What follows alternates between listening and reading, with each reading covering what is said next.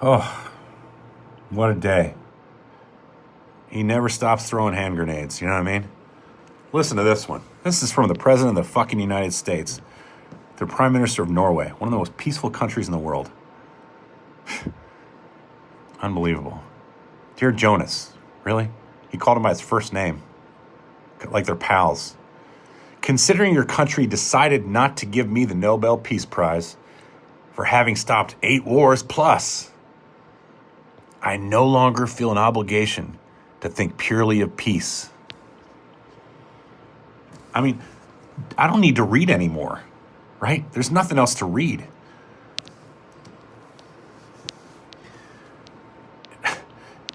Eight wars? You're a man of peace now? I mean, I guess you could consider yourself a man of peace because you avoided the draft 4 or 5 times. You didn't want to fight. Some people call it cowardice, but whatever. Rich guy syndrome. I don't know what it is, but you didn't fight, so that was peaceful. Yeah, Vietnam.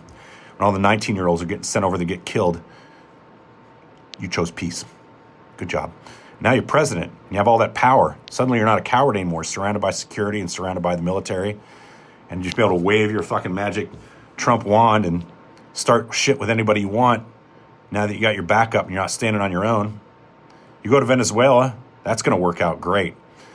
You know, first it was for the drug boats. I guess they all stopped because stop bombing them. But the oil's there now, and you're going in after it. No, you're not. Shit, I forgot. Nobody wants to go, but you're a man of peace. You're a man of peace. You went in there, man of peace. Left the same government in place, by the way. The same corrupt government that was apparently helping him with the drugs and the guns. You left him vice president, left her in charge. Man of peace. And then after you did that, after the Venezuela thing, the man of peace decided he wanted to go after Greenland. One of the most peaceful. You don't even hear a peep out of them. I mean, they have dog sled teams over there protecting the country. Man of peace. You want to invade them. You wanted to make Canada the 51st state. That sounds very peaceful. Yeah, they don't want it, but you want to make them the 51st state. What else do you want? Man of peace. Let's talk Gaza. You supply them with weapons, and they bomb these people into oblivion, the Palestinians. With our money, Netanyahu bombs them into oblivion. And then you send your son Jared over there. Nothing like sending a Jewish kid over to negotiate with Muslims. And your little businessman buddy, who thinks that he turned the Palestinians to his favor by telling them a sad story. Are you that naive? That temporary peace that never lasts? It's not because you had great negotiators. Jared doesn't know shit from Shinola. I was in Iraq when he rolled in on one of those planes of his to see how the U.S. military was doing in your first administration. And he's wearing a flak vest on the outside of his jacket. That's how much he knew about war and peace. Flak vest outside of his blazer. Because he wanted to be seen on camera wearing a flak vest. Shit, dude, take your blazer off. These are not smart people. You know, there's pictures of it. Go look them up.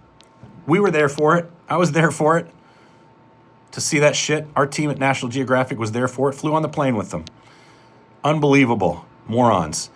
The reason you got peace in Gaza, temporarily, sometimes, most of the time not, is because you gave our money and weapons to Netanyahu, who bombed them into oblivion. Oblivion. If I'm standing on somebody's head, kicking them in the face for fucking a year, eventually they're going to give up. That's not peace, man. That's bullying. That's bullying. They killed some people at an event.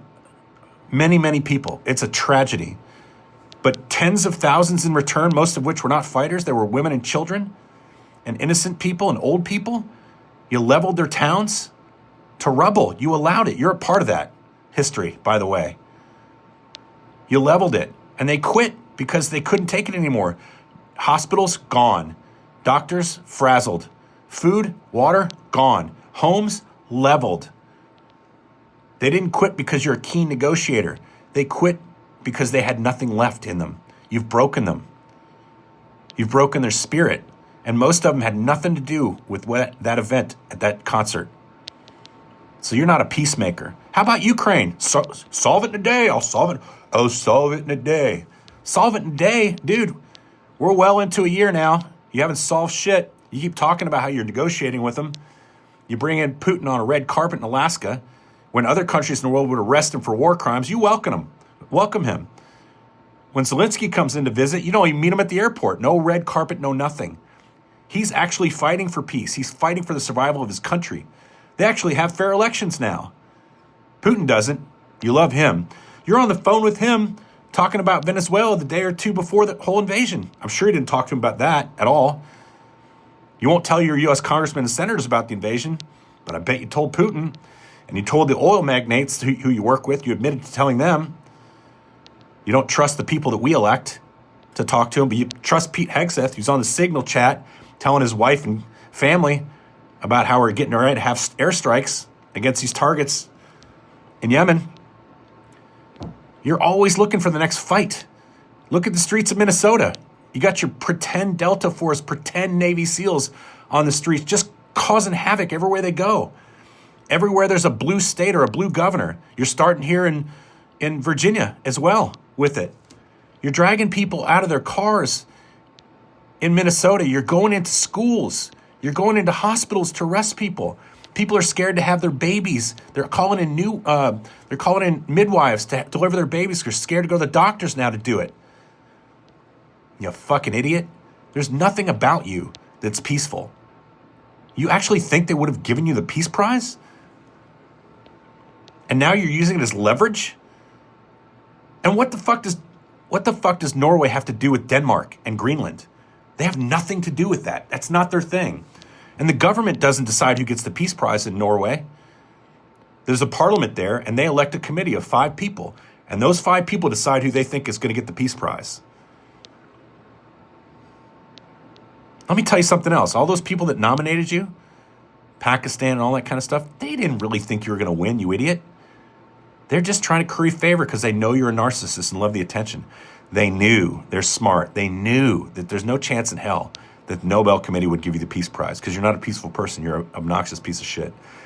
But you applauded them for saying, hey, thanks for the props. And all those people who gave you props and suggested they were nominating you, all the way down to Maria Machado, who said she thought you deserved it too and gave you her Nobel Prize so that somehow she can be in power down there and help the Venezuelan people if that's what she's up to. I don't know. Nobel Prize Committee is not really excited about it, by the way. But, there's no way you deserve it. And the fact that you're using it as leverage over the Norwegian people and Norway and Greenland, it's so hard to invade Greenland, isn't it? They have dog sleds there. Dog sleds. And you're willing to blow up NATO. NATO holds the entire fucking world together. 32 countries, of which we're not going to be one of them soon if you go into Greenland. And the whole world's going to blow up for it. They're going to sell our bonds. They're going to dump their dollars. Everybody's retirement's going to be tits up because of you. You don't care. You've got cryptocurrency stashed away everywhere. Nobody can find it. Peace. 80 years NATO has held itself together with commitments from every country. It's everlasting. And one schmo comes in and tries to blow the whole thing up because you're a narcissist and you have ego and you're listening to people like Stephen Miller, the little Nazi. You have a lot of nerve, man. You do not represent this country. You may write to people on behalf of this country, but we're going to make everybody sure that you do not represent us at all. Good luck fixing the next election. Like, follow, and share.